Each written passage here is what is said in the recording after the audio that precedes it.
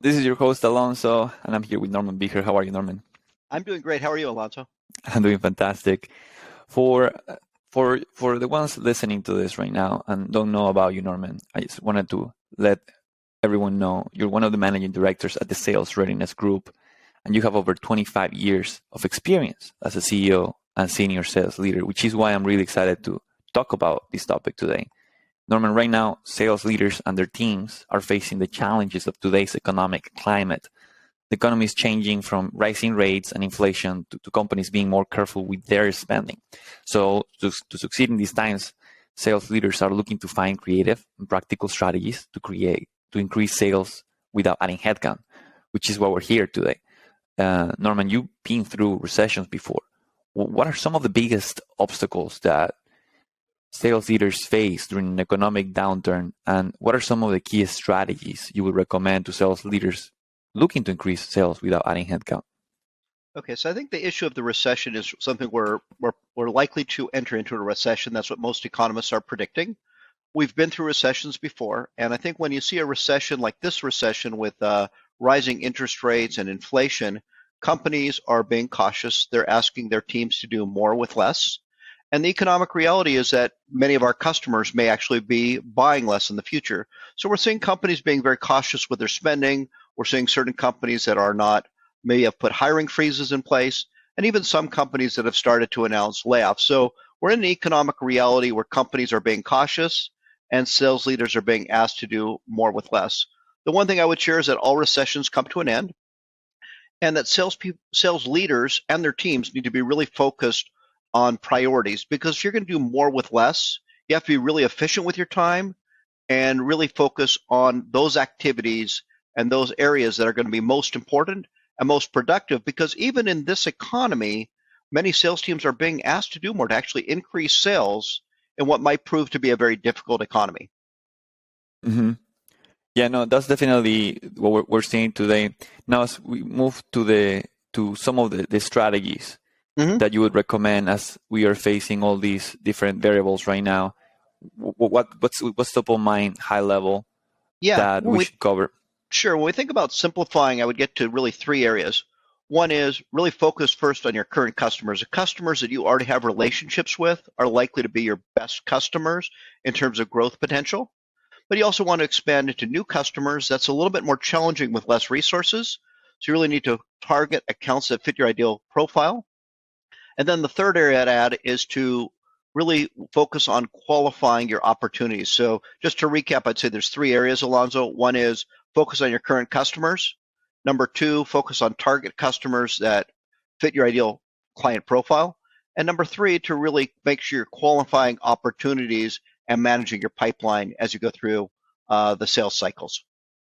Yeah, well, let's talk a little bit about starting with your existing customers. Mm-hmm. What are some of the things that you recommend that perhaps some people may often miss while they're looking into expanding their business with existing customers?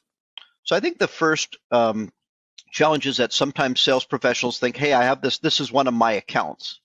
But when I actually dig deeper on that, I talk to sales leaders and I talk to sales professionals. It turns out we typically only have a portion of the business that's available within an account. Maybe we have certain relationships, maybe within a division. So the question is, how do I go about mapping that account, determining other people that I could reach into, maybe getting a customer coach who can provide me with referrals? But likely we could go back to those accounts with new offerings.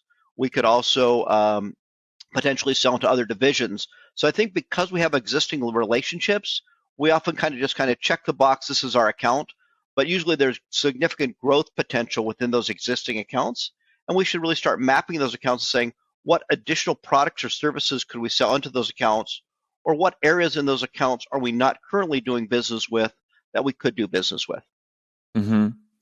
What would you say are some of the influencing factors or the reasons why sales professionals may not be doing this enough? Working I with their think existing customers.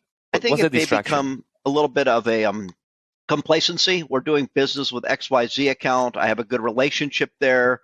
They may not have just simply done the work. And I think that quite often we're conditioned as sales professionals to be going after new business. And I think everyone says, let's get new logos, let's get new opportunities in the pipeline, which I think we'll talk about next. But what I would say first is in an area where we're doing more with less, the best potential is really with your existing customers and saying, what are my growth strategies? So that would be kind of foundational. Let's look at our existing customer base. Not all of them will have room for growth, but let's identify those where there is growth potential and really start developing what I would call an account management strategy that leads to growth within those accounts. So the call to action here will be to put a plan in place to look into the most the accounts that have the biggest likelihood that you could expand and put a plan in place to do something about it, right? Yeah, I would look at putting a plan in place to really capitalize on the growth potential. So these would be typically your larger customers, and that plan might start with an account mapping. Either thinking about what other offerings that we have may make sense to this customer, which could be even to your existing relationships, or more likely, what other areas within the account, other divisions, other department heads, would we be likely to be able to have a really good fit with if we actually had the relationships. I love it. If you're looking to turn this episode into works, this is something you should be writing down and put into place. Okay, now, Norman, the second thing that you mentioned is, targeting accounts that fit your ideal client profile. This seems to be something that, in my world, you should be already doing. So, what else can you do if you're not doing it yet? Like, where do you think people missed the bar here when trying to find the ideal account? People miss is that we sometimes have a tendency to be very opportunistic and focus on kind of what is easiest to go after. But what I think when we think about the target accounts, we're really thinking about, if we're looking at growing our overall sales number, we have to really focus on accounts that are in the right industries. Do we have the right level of contact within those accounts? Do we have success we can share? Because in a recession, the business need, which I'll talk about in just a minute, is going to become really pronounced. If there isn't really great solution alignment, we're not going to move it forward. If you're focusing on the right target accounts, right industry, right persona, right solution, you then have an opportunity to help them build a business case and to really focus on opportunities that can close. And I think that it's not that we're not doing this outside of a recession. I just think within a recession, in a tough economy, we have to become a little bit tighter in terms of what is our lens for the ideal client profile. Again, the question you posed is really, what can we do differently when we're doing more with less? And I think that really focuses on narrowing the lens on specific industries, accounts, personas, where we have the highest likelihood of success.